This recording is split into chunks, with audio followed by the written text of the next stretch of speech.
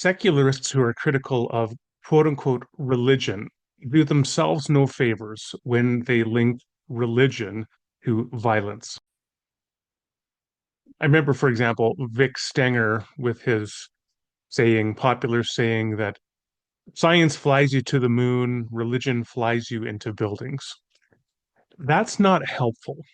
What you actually need is a more finely grained tool of analysis. It's not religion as such, which is the problem.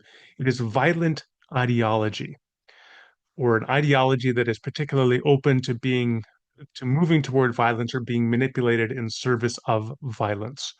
And that is true whether that ideology is secularist or religious or anything else. So the concern should not be with religion leading to violence, but with the proliferation of particular religious systems, belief systems, traditions, theologies that are more open to violence and to manipulation in service of a violent ideology. For example, if you have somebody who's a devout pacifist Mennonite, you probably don't have to worry about them using their Christian beliefs in service to violence of others. But if you have an evangelical Trump supporter who believes strongly in their own right to bear arms and has an arsenal of guns in their house, who believes that God is coming to judge the infidel, that we are called to build a Christian nation and suppress non-Christian opinions, that is somebody you should be worried about. And that's serious.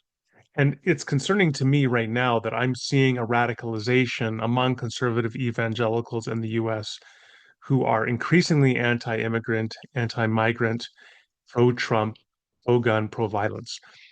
And one piece of this, underlying this, is particular ways of reading the Bible that are pro-violence. In this clip, I want to take a look at it that Frank Turek just posted recently, a couple days ago on social media. He's interacting with a fellow. This fellow is raising concerns about Christian views, first of all, of blasphemy and how in the Hebrew Bible people are stoned to death for blasphemy. And this is a serious concern to raise, not least because a Christian like Frank Turek concerns me. His own defenses of biblical violence, of killing outsiders to religious groups, to a specific religious group because of their perceived lack of orthodoxy or threat to the in-group. The way that when you adopt a rationalizing framework like that to justify the killing of the Canaanites in ancient Palestine, uh, you could likewise adopt, or such should say, like ancient Canaan, but you could likewise adopt a similar rationalizing framework today, and that should concern everybody. When you defend the ethics of killing people for the commission of quote unquote blasphemy in the ancient world, you provide a rationalizing framework for those who seek to reestablish a Christian nation, quote unquote, today, to likewise implement blasphemy laws today. So these are things that should really concern us. So let's take a look at the clip, and I want to offer some commentary as we go. Leviticus 24 had blasphemy. If I say right now God sucks, that's grounds for people to take up rocks if I was in ancient Israel and kill me over 10 minutes or so. Okay. How is that moral? Okay, so the first thing, this fellow is just briefly articulating the concern that you could receive capital punishment over committing what is perceived to be a blasphemy, saying God sucks. But B, that you would not only be killed, but killed in a way that any reasonable person today, I think, would consider cruel and unusual punishment, pelting people to death with rocks, occurring over, he says, 10 minutes. I mean, it could take a lot longer to die from a stoning. And as I pointed out before, so often the way that stoning was done in the ancient Near East and the way it's done today often is to bury people up to their waist, sometimes higher, so that they can't move, and then just to keep throwing rocks at them until they fall unconscious and then eventually till they are killed. And that could take half an hour, it could take 45 minutes or longer. So it all depends on how you get the blows. And if your arms are free to shield your head from the blows, then that simply extends the suffering and the pain. This this mode of killing, again, this would is a crime against humanity to kill people by pelting them to death with rocks. We know this today. But you hear Frank Turek, when this fellow describes stoning, Frank Turek's just like, okay, because Turek can't, based on his reading of the Bible, think that there's anything wrong with stoning in principle because he believes God commanded it. So it has so modes of killing not only is killing people in for blasphemy on Turek's view morally laudable or commendable or even obligatory for the devotee, the religious devotee, but even in ways that maximize the suffering and extend the agony of the person in the process of killing, that in and of itself is not a ground to preclude that as the mode by which one is killed. This should shock anybody. Well, first of all, when God orders a killing, does he have the right to do that? I don't think If so. if God So Turek lets us say, well, if God orders a killing, does he have the right to do that? Okay, so if God orders people to be pelted to death with rocks, does God have a right to do that? Well, then you can ask anything else. You can say, okay, if God commands a person be raped, if God commands a person be tortured, does God have a right to do that? I hope that what Turek would say in that moment, I hope what he would say is God wouldn't command torture. God wouldn't command rape. But if God wouldn't command rape or torture, what makes you think God would command people to be pelted to death with rocks over an extended period of time in an agonizing, slow, cruel process of execution? What makes you think that?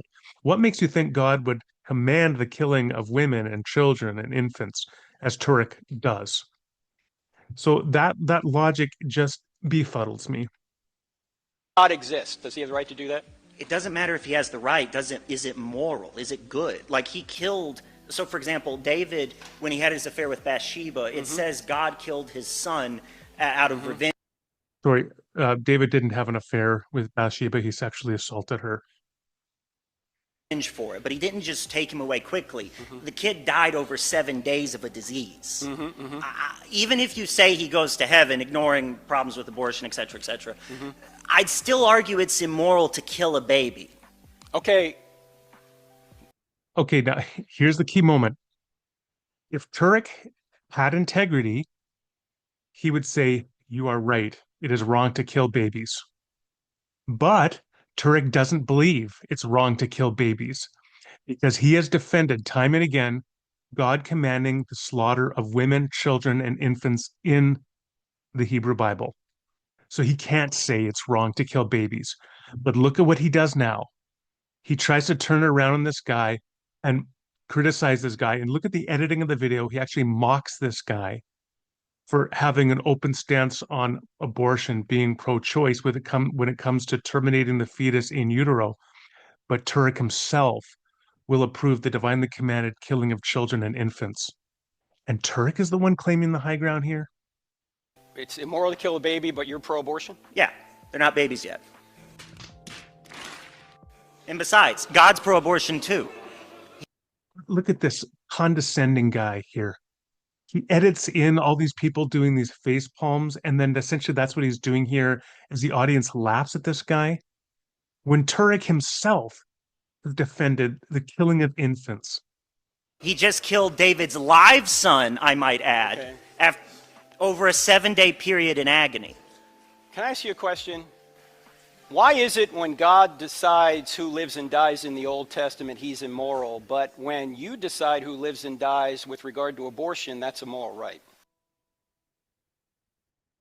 Exodus That's where it ends. So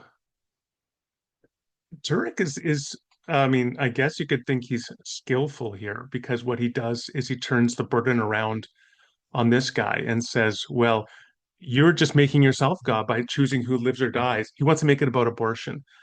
Turek doesn't want to do, and what he deflects from is the fact that he approves the killing of women, children, and infants under divine command for things including blasphemy, as well as the Canaanites presenting a threat to the moral integrity and purity of the Israelites. That's one of Turek's rationales for killing them. So that principle applied today, you could warrant, justify killing a group of secularists, a group of Muslims who were perceived to be a threat to the moral integrity of the Christian community. That's that's the moral framework that Turek is working with here. But because he's a disingenuous apologist, what he wants to do is to say, oh, I'm going to turn it back on you and make it about abortion and your views on abortion rather than my views on child killing. This is, it's not only incredible moral hypocrisy and disingenuity in the way that he approaches this entire conversation, it's deeply disturbing because Turek has shown his own penchant for a kind of Christian nationalist mindset in his support for Donald Trump. And so when you think about this and some of the things I talked about earlier, and then the openness to using violence against others from outgroups, it just hammers home the degree to which the wider population should be concerned with American evangelicals and their penchant for violence and for othering outgroups and for using the Bible as the ideological ground and justification for engaging in those very actions.